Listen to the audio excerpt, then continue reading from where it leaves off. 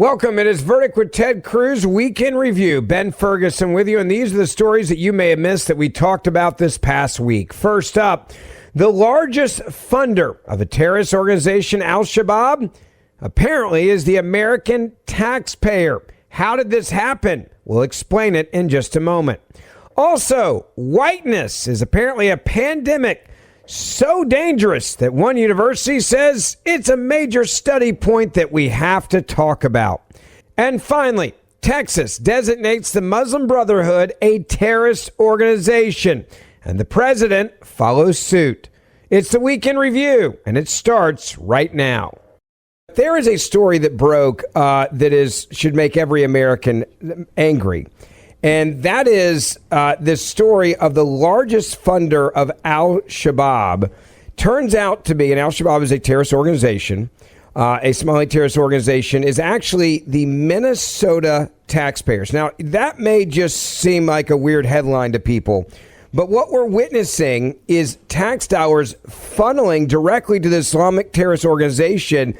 And it's been going on at numbers that were clearly warning signs when Joe Biden was president in the amount of funds that were leaving Minnesota. And no one seemed to bat an eye, or no one seemed to care that this was happening. Break it down for everybody that doesn't know anything about this. Well, this is a story that's really at the intersection of two issues that matter enormously. Number one is waste, fraud, and abuse in government, and we see that at the federal government. We see that at the state level, particularly in big blue states. But secondly, the rise of radical Islam in America, and it's dangerous. It is threatening our liberty, and it is spreading. It's spreading often with the enthusiastic cheerleading of Democrat elected officials. This story is right at the intersection of both of them, and so the City Journal reported. I'm just going to read a portion of this article because it really is. It's a stunning report, and it begins. The largest funder of Al-Shabaab is the Minnesota taxpayer. How some of the state's welfare funds ended up in the hands of a terror group.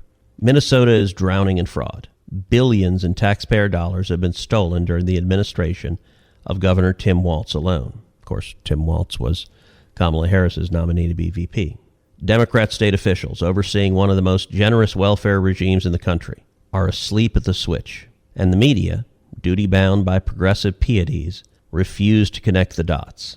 In many cases, the fraud has allegedly been perpetrated by members of the Minnesota's sizable Somali community. Federal counterterrorism support sources confirm that millions of dollars, millions, in stolen funds have been sent back to Somalia, where they ultimately landed in the hands of the terror group Al-Shabaab. One confidential source put it, quote, "The largest funder of Al-Shabaab is the Minnesota taxpayer." Our investigation shows what happens when a tribal mindset meets a bleeding heart bureaucracy, when imported clan loyalties collide with a political class too timid to offend, and when accusations of racism are cynically deployed to shield criminal behavior. The predictable result is graft, with taxpayers left to foot the bill. If you were to design a welfare program to facilitate fraud, it would probably look a lot like Minnesota's Medicaid Housing Stabilization Services program. The HHS program, the first of its kind in the country, was launched with a noble goal to help seniors, addicts, the disabled, and the mentally ill secure housing. It was designed with, quote, low barriers to entry and, quote, minimal requirements for reimbursement. Nonetheless, before the program went live in 2020, officials pegged its annual estimated price tag at $2.6 million. Cost quickly spiraled out of control. In 2021, the program paid out more than $21 million.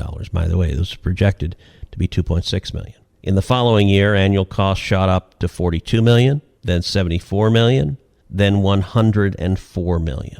On August 1st, Minnesota's Department of Human Services moved to scrap the HHS program, noting that payment to 77 housing stabilization providers had terminated this year due to credible allegations of fraud. Joe Thompson, then the acting U.S. Attorney for the District of Minnesota, went even further, saying the vast majority, let me repeat that, the vast majority of the HHS program was fraudulent. On September 18th, Thompson announced criminal indictments for HHS fraud against Mokhtar Hassan Aden, Mustafa Dayeeb Ali, Khalid Ahmed Dayeeb, Abdifita Muhammad, Christopher Adesoli Falad, By the way, Ben, you try to go through those names. I'm going to pass on that. You did a great job. I give you a B+ on that. Okay, 6 of whom, according to the U.S. Attorney's Office, are members of Minnesota's Somali community. Thompson made clear this is the first round of charges for HHS fraud that his office will be prosecuting. Most of these cases, unlike a lot of Medicare fraud and Medicaid fraud nationally, aren't just overbilling, Thompson said in a press conference announcing the indictments. These are often just purely fictitious companies, solely created to defraud the system. And that's unique in the extent to which we have that here in Minnesota. Thompson said many of the firms enrolled in the program operated out of dilapidated storefronts or rundown office buildings. The perpetrators often targeted people recently released from rehab, signed them up for Medicaid services they had no intention of providing. He noted many of the owners of companies engaged in HHS fraud had other companies through which they billed other Medicaid programs, such as the EIDBI Autism Program, the Adult Rehabilitative Mental Health Services Program, the Integrated Community Services Program, the Community Access for Disability Inclusion Program, PCA services, and other Medicaid waivered services. What we see are schemes stacked upon schemes, draining resources meant for those most in need. It feels never ending. I have spent my career as a fraud prosecutor, and the depth of the fraud in Minnesota takes my breath away. You read that and you just think about how much money this is that not only was stolen from the taxpayers, and they go into how much it kept growing and growing and growing, these programs, but it's obvious that people knew there was fraud. Then you find out it's going to a terrorist organization, and so we're funding the terrorist organization. How the hell do people not go to jail for this? Well, they are. A number of people are being prosecuted. But, what is striking is not just was there massive fraud, but the massive fraud was funding terrorism. Here's what the City Journal continues saying. Perhaps the most surprising aspect of the Somali fraud story is the scale, with total costs running into the billions of taxpayer dollars. That raises the question, what happened to all that money? The Somali fraud rings have sent huge sums in remittances or money transfers from Minnesota to Somalia. According to reports, an estimated 40% of households in Somalia get remittances from abroad. In 2023 alone, the Somali diaspora sent back $1.7 billion, more than the Somali government's budget for that year. Our investigation reveals for the first time that some of this money has been directed to an even more troubling destination, the Al-Qaeda-linked Islamic terror group Al-Shabab. According to multiple law enforcement sources, Minnesota's Somali community has sent untold millions through a network of hawalas, informal, clan-based money traders that have wound up in the coffers of Al-Shabaab. According to Glenn Kearns, a retired Seattle Police Department detective who spent 14 years on a federal joint terrorism task force, the Somalis ran a sophisticated money network spanning from Seattle to Minneapolis, and were routing significant amounts of cash on commercial flights from the Seattle airport to the Hawala networks in Somalia. One of these networks, Kearns discovered, sent $20 million abroad in a single year. So this is money that's coming from the Minnesota taxpayers.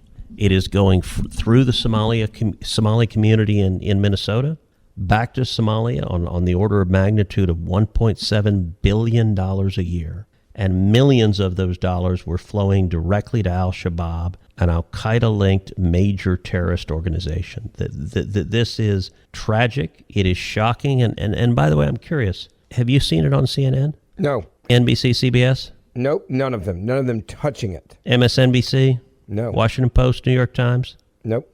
You would think that would be news. I also look at the amount of money and how quickly it grew. That's something else that I do think is interesting here, is how, staggering. you want to talk about warning signs, Senator.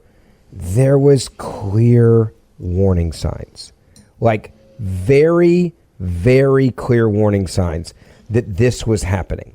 And yet, no one in government seemed to stop, pause, or ask a question. That part also to me is just like, is it always unlimited funds? Is that how it's now in government? Whatever you start, just keep making it grow and double and triple in size year after year after year in spending, and no one's like, hold on a second, this doesn't add up. This many kids with autism, that doesn't seem normal. Look how much it went doubled from last year, the year before that. I mean, there's a clear line here of like red flags that no one seemed to care about. Well, and it's worth remembering, Tim Walz is not someone at the fringe of the Democrat Party. Tim Walz is who Kamala Harris thought should be vice president of the United States. Presumably, Kamala thought that he should succeed her and become the president of the United States. And Tim Walz, like many Democrats, but Walz is worse than many of them, just looked the other way, just turned a blind eye. And one combination, it's a combination of a number of factors. One piece of it is just the left-wing view that the more money you're giving away in welfare, the better. And so it doesn't matter how much it grows. If you're giving $1 million this year, they want it to be 2 million, then 4, then 6, then 8, then 12. They want it to grow without any consideration about, number one, bankrupting the state and the taxpayers, but number two, about the impact of spending all that money trapping people in dependency. But a second component of it, it's not just dependency. Dependency assumes someone's actually getting welfare payments. It is also blatant fraud. And there is unfortunately a network of corruption where many of those engaged in fraud are also writing checks to elect Democrats. And if you look at the Somali community in Minnesota, it is a major voting network that votes for Democrats in Minnesota. And so at the end of the day, the Democrats, when it comes to buying votes, shoveling this cash into this maw of fraud, even though the taxpayers were being robbed and the money was going to a radical Islamic terrorist organization. If you're a Democrat, it made political sense on some level because you got money and you got votes. And it is astonishing that there's not... Do you know of a single Democrat denouncing this? No. I mean, that's a striking thing. Now, if you want to hear the rest of this conversation, you can go back and listen to the full podcast from earlier this week. Now on to story number 2. Senator, finally on the show, let's deal with a major problem. It's huge. A university is now warning of a quote-unquote whiteness pandemic. Not a problem, but a pandemic, a whiteness pandemic. This coming from the University of Minnesota. I'll let you take it from there. Yeah, I got to say, this is going to piss you off. Are you white?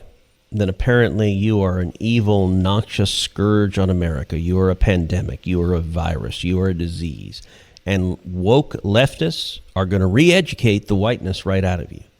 Like, I wish I were making this up. Like, when I say these words, you sound like a lunatic. You sound like you're wearing like a tinfoil hat and you believe in conspiracy theories. But I want to read to you from a website from the University of Minnesota. By the way, this is a state website. This is, all right, here's what the website says. Quote, "What is the whiteness pandemic? Racism is an epidemic that can also be considered a pandemic given its large cross-national proportion and spread. However, there is another pandemic lurking behind and driving the racist pandemic, the whiteness pandemic. Whiteness refers to culture, not biology. The centuries-old culture of whiteness features colorblindness. In other words, not being a racist, that is the whiteness pandemic. Passivity and white fragility were all covert expressions of racism common in the United States. Naming the whiteness pandemic shifts our gaze from the victims and effects of racism onto the systems that perpetrate and perpetuate racism, starting with the family system. In other words, families are racist. If you believe in families, if you believe in a mom and dad raising kids, loving kids, that is, the family system is part of the whiteness pandemic.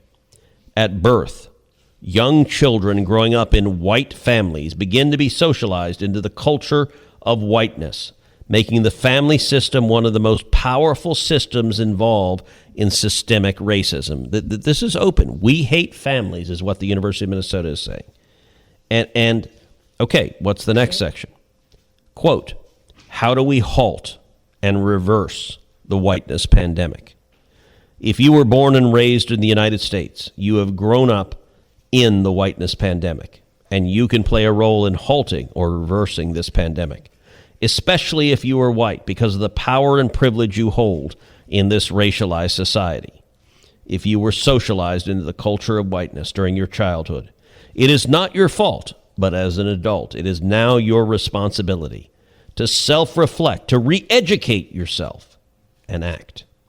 If you are a white adult, anti-racist action involves an ongoing process of self-reflection in order to develop a healthy, positive white identity while encouraging courageous, anti-racist parenting / caregiving. What utter and complete garbage, what racist, leftist, communist dreck. And this is the University of Minnesota. By the way, look, there are like great people in Minnesota. They're great people in every state, and yet these people are racist radicals. And this is what they're indoctrinating our children with. Not only they indoctrinate our children, but this is where a lot of our dollars, our tax dollars go, which is the other frustrating part, that this is what they're indoctrinating them with.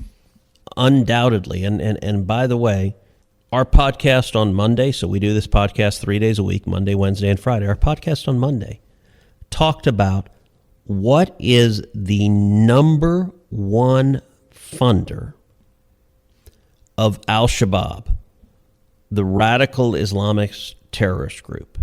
And the answer, terrifyingly enough, is the taxpayers of the state of Minnesota. So Minnesota has a huge Somali community.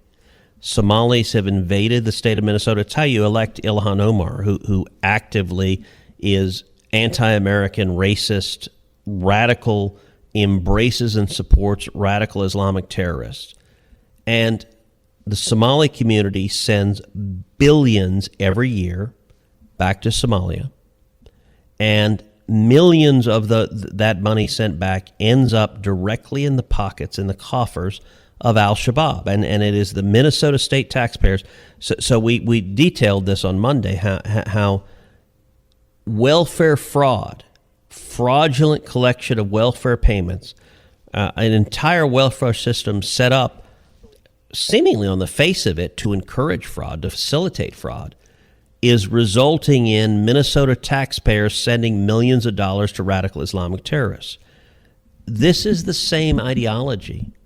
Like, what do you do if you happen to be a white kid at the University of Minnesota? You show up and be told, by the way, you're just, you're a 17, 18-year-old kid. You show up as a freshman. And if you're white, you're told you're a pandemic, you're a virus, and the only answer is re-educate yourself, because who you are, who America is, and understand this screed against, quote, anti-whiteness is also a screed against America. That these Marxists hate the United States of America, they hate the Constitution, they hate our freedoms, and this garbage that is anti-racism, this garbage that is DEI, this garbage that says we must institutionalize. By the way, the fix for the for the whiteness pandemic is to discriminate against anyone who is white, is to institutionalize racism, and that is grotesque. It is wrong. It is contrary to the 14th Amendment of the Constitution, which provides the equal protection of the law to all people, regardless of race. It is contrary to the founding notions of this country. The Declaration said, we hold these truths to be self-evident, that all men are created equal, not some, not just white people, not just black people, not anyone. All men and all women are created equal, that they are endowed by their Creator with certain unalienable rights, that among them are life, liberty, and the pursuit of happiness. That's what this country was built on, and these Marxists who have taken over our institutions hate that notion, and this kind of garbage is being spewed to our children and being used to brainwash our children at a massive rate. I tell this all the time to parents when they ask, be careful where you send your kids to college, because they could be indoctrinated to literally hate this country. Yep. This is another example and to of hate exactly you, that. To hate their mom and dad. Yeah. But by the way, what I just read, the family system, they are attacking families. They're telling your kids family is evil. That's what Marxists believe. As before, if you want to hear the rest of this conversation on this topic, you can go back and download the podcast from earlier this week to hear the entire thing. I want to get back to the big story, number 3 of the week, you may have missed. This is something that you've been talking about for a while, Yep. designating the Muslim Brotherhood as a terrorist organization. And Texas is now taking a big step. I think this is going to be a great example for the rest of the country. And talk about how big of a victory this is and Texas leading the way. Well, it's a big victory. Let me tell you about what Texas did, and I'm going to take it more broadly into the national fight over designating the Muslim Brotherhood. So Texas this week declared CARE and the Muslim Brotherhood as terrorist groups preventing land purchases. Let me read from Fox News. Texas Governor Greg Abbott designated the Council on American Islamic Relations, CARE, and the Muslim Brotherhood as foreign terrorist and transnational criminal organizations Tuesday, preventing both groups from obtaining land in the Lone Star State. Abbott said in a statement that he made the move as, quote, the Muslim Brotherhood and CARE have long made their goals clear: to forcibly impose Sharia law and establish Islam's mastership of the world. The actions taken by the Muslim Brotherhood and CARE to support terrorism across the globe and subvert our laws through violence, intimidation, and harassment are unacceptable. Today, I designated the Muslim Brotherhood and CARE as foreign terrorist organizations and transnational criminal organizations. These radical extremists are not welcome in our state and are now prohibited from acquiring any real property interest in Texas. A proclamation signed by Abbott claims that CARE, quote, is an Islamist organization that, according to the FBI, was founded as a front group for Hamas and its support network in the United States. It added that, quote, CARE and its members have repeatedly employed, affiliated with, and supported individuals promoting terrorism-related activities, including Ghassan Elashi, a founding member of the Texas branch for CARE and treasurer of the Holy Land Foundation for Relief and Development Charity, quote, who was sentenced to a total of 65 years in prison for financing terrorism in 2009. The proclamation also states that Hamas was, quote, formed in 1987 as the Palestinian branch of the Muslim Brotherhood, and that activities of the Muslim Brotherhood branches have similarly been eliminated or prohibited by the governments of Austria, Bahrain, Egypt, Jordan, Saudi Arabia, and the United Arab Emirates in light of the Muslim Brotherhood encouraging terrorism or attempting to destabilize these countries. Look, this is real leadership from the state of Texas. It is what the federal government should be doing. The Muslim Brotherhood, I believe, is unquestionably a terrorist organization. And we have yet to designate them, as Governor Abbott noted. Many other countries on earth have, and I believe the United States, during the Trump administration, we're going to do this. I've introduced legislation literally for 10 years to make this happen at a federal level. So what has been the holdup there for people that are new to this subject? We've talked about before, maybe they missed an episode. How the hell is it so hard to get the Muslim Brotherhood to be declared a terrorist organization through the U.S. government? What is the holdup? You mentioned it. This is like a decades-long fight now. So for 5 consecutive Congresses, I've introduced legislation to designate the Muslim Brotherhood. The holdup, we got very close during the first Trump administration. I thought we were going to get it done during the first Trump administration. The resistance was from the deep state at the State Department, the career bureaucrats there. And I'll tell you, the old versions of the legislation, the way I wrote it, it was top down. What does that mean? It directed the State Department to designate the Global Muslim Brotherhood, which is the big umbrella organization, as a terrorist organization. Here's the argument the career employees at State made. They said, look, there are lots of different affiliates of the Muslim Brotherhood. We cannot definitively prove that every one of the affiliates meets the statutory criteria for being a terrorist organization. That's how they stopped it from happening in Trump 1. So in Trump 2, I rewrote the legislation. And instead of being bottom down or top down, I rewrote it to be bottom up. And so what the legislation currently says is it says that the State Department should designate every one of the Muslim Brotherhood affiliates for which the evidence is clear and unequivocal as terrorist organizations. For example, Hamas.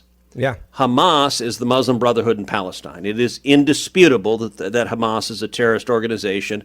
They carried out October 7th, murdered 1,200 Israelis, raped and murdered women and little girls. Hamas is unquestionably a terrorist organization. That's true of multiple Muslim Brotherhood affiliates.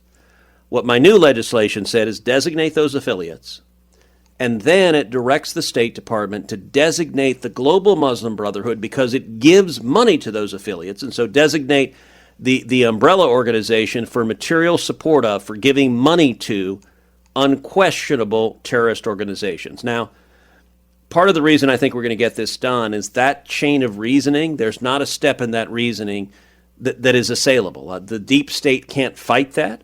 Yeah. But at the end of the day, let me tell you, this is not going to be a fight, I think, that is won legislatively. So I've introduced the legislation. I tried very, very hard in this Congress to get a Democrat to support me. I will tell you, I talked to numerous Democrats. They said no. They said no. Look, the Democrat Party is very afraid, unfortunately, of disturbing the pro-Hamas wing of their party. In the House, the companion legislation to my legislation has 4 Democrats on board, so we do have some Democrat support. I was able to get 1 Democrat, so John Fetterman is supporting me. So the legislation is Cruz Fetterman. It is bipartisan. By the way, can we just pause there and just talk about how cool that is? The more that we have interacted, that you've interacted with John, the more respect I really do have for him as a Democrat. The way he stood up to his party on the shutdown. Look, there are some places where you don't win races. I never thought I would say I am thankful for John Fetterman and his leadership in the Senate when he was first elected. I got to tell you, he may be the biggest surprise in the last decade for me of a true Democrat statesman that is willing to come to the table on sane issues like the government shutdown or like this. And I think when this happens, we as conservatives should take that moment and say, job well done to Senator Fetterman. I'm really impressed because there's a lot of issues. He says politics are aside. I don't care the heat I'm going to get from my party for this. I'm going to do the right thing. We used to have a lot more of that in politics. Yeah, it used to be much more commonplace. When I showed up in the Senate 13 years ago, there was such a thing as moderate Democrats. They largely don't exist. Actually, someone before that was Kyrsten Sinema. Kyrsten Sinema was elected from Arizona. When she came in, there was not a whole lot of reason to believe she would be a moderate. And I will say, Kyrsten, I really like Kyrsten. She stood up to her party. She demonstrated real courage. And you know what happened? The Democrats chased her out of the party. Both Sinema and Joe Manchin, who were the only 2 Democrats who said no to eliminating the filibuster, the Democrats chased both of them out of the party. They said, we don't want any dissent. You must obey the dictates of the radical left. Well, John Fetterman got elected, and listen, you and I both did not support him when he was running for the Senate to begin with. He was a Democrat. And his prior record as lieutenant governor of Pennsylvania gave little reason to think that he would be anything other than a left-wing Democrat. That's certainly what I anticipated. He has astonished me. I like John personally. He obviously, during the campaign, suffered a stroke. He had serious medical issues. It was very difficult. His mind could not process the spoken word. So when he was newly elected, you would talk to him, but he would carry around an iPad that translated the words that are being said into text. And he would have to read the iPad because it was just one of the consequences of the stroke, that when you talk to him, his brain was operating, but the input of the oral spoken word did not make it through. I will say his health has improved significantly. He's now able to have a conversation and engage. So the aftermath of the stroke, thankfully, has gotten better. But Fetterman has shown real courage in standing up to his party on the shutdown. He stood up to Schumer and said, this shutdown is stupid. We need to end the shutdown. And on Israel, the level of courage he has shown by saying the pro-Hamas wing of our party is wrong, it is terrible, and I, John Fetterman, are proud to stand with Israel. It's been heroic, and I got to say he's been demonized by his own party. The Democrats, they treat him terribly. The Republicans in the Senate treat him much better than the Democrats do. Well, and not only demonize him, this goes back to his civility. He had a fall this past week, and Democrats were cheering his fall before we even knew his health. Now, he put up a picture of himself. I was glad to see he's going to be okay. But it just tells you about how much, if you don't get in line with the Democratic Party, it doesn't matter if your name's Fetterman or Schumer at this point, or Nancy Pelosi. It is off with your heads in the Democratic Party as a leadership perspective from them. They are done with you if you are not going to the extreme left on every issue. So, Ben, it's worse than that. When Fetterman newly arrived in the Senate, the Democrats all assumed he would just be a left-wing reliable vote. And so you had all the Democrats putting out statement, he's fine, his health is not a problem. And as I said, the stroke had very real and limiting effects on him. I mean, it was significant. But every Democrat defended him. And then as his health started to get better, he was willing to buck the Democrats. And if you disagree with the Democrat Party line on even one issue, but especially on an issue like the current Democrat Party's embrace of Hamas and their anti-Israel animus, they turned on him viciously. And I got to tell you, there have been dozens of articles written with quotes from Democrat senators, Democrat staffers, just doing everything they could to shiv him, to say, to actually attack his mental capability and say, oh, he's not able to do the job.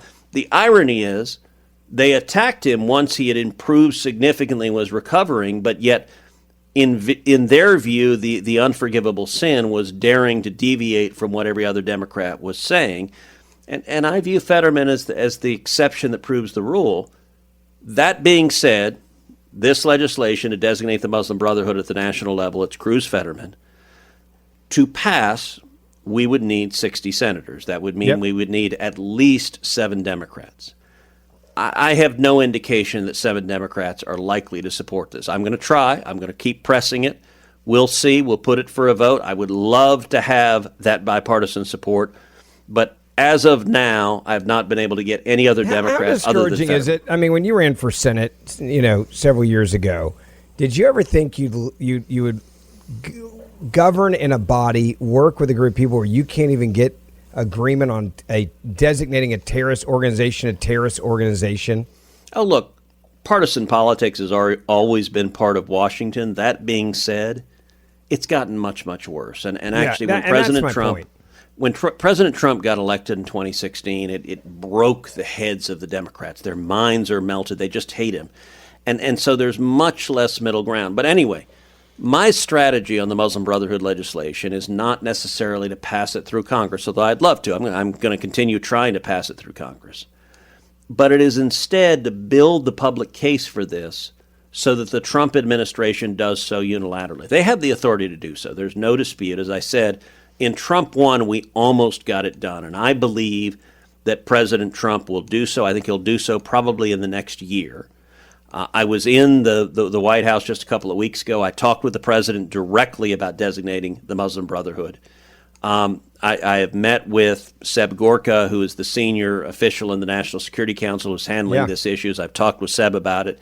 I believe the Trump administration will do it this time. I think the fact that we redesigned it to be bottom-up is going to make it much harder for the deep state to oppose it. And I want to commend Greg Abbott in the state of Texas, because Texas is designating the Muslim Brotherhood and CARE as well really helps for building the momentum. The whole purpose of the legislative push is to build the momentum to provide the air cover for the Trump administration to do so, and I think that's going to happen. All right. I also want to bring up CARE, and this is another aspect of this legislation in Texas, making it clear it's not just the Muslim Brotherhood, it's also CARE. This one's a little bit more of a complicated organization. Break that down, why they're also getting on the list. Yeah, it's not actually that complicated. I mean, CARE is a domestic organization. They had previously been implicated in supporting Hamas, supporting other terrorist organizations. Let me read a story from the New York Post. It's entitled "Muslim Group CARE Cutting $1,000 Checks for Anti-Israel Agitators Who Have Been Disciplined by Colleges." And here's what the New York Post reported. Anti-Israel agitators who spread disruption at U.S. colleges and were punished by authorities were awarded checks for $1,000 by a Muslim nonprofit, the Post has learned. The money was given to students who faced penalties for leading pro-Palestinian protests before and after the Hamas attack on Israel on October 7, 2023, according to a bombshell report by the Network Contagion Research Institute and the Intelligent Advocacy Network. The cash was awarded from a, quote, Champions of Justice Fund set up by a California chapter of the Council on American Islamic Relations, CARE, as an institutional endorsement, the report claims. In California, the largest arm of the CARE web of nonprofits, affiliates in San Francisco and Los Angeles, raised more than $100,000 in donations for the campus radicals, while the main group solicited $64,000 in donations, records show. The money was then offered as interest-free loans and grants of $1,000 to students who lost scholarships, housing, or other support because of their advocacy, according to CARE's website. This is, you have CARE literally, you want to know why you had anti-Semitic protests on college campuses. I've been saying from the beginning, follow the money. There's clear money behind it. Follow the money. the tents all matched, and it's because this is being funded, and this is being funded by Islamists, this is being funded by communists, this is being funded by foreign nations, this is being funded by left-wing billionaire donors who frankly want to undermine America. And so Texas designating CARE as well, that's a big step forward also. As always, thank you for listening to Verdict with Senator Ted Cruz. Ben Ferguson with you. Don't forget to download my podcast, and you can listen to my podcast every other day you're not listening to Verdict, or each day when you listen to Verdict afterwards. I'd love to have you as a listener to, again, the Ben Ferguson podcast, and we will see you back here on Monday morning.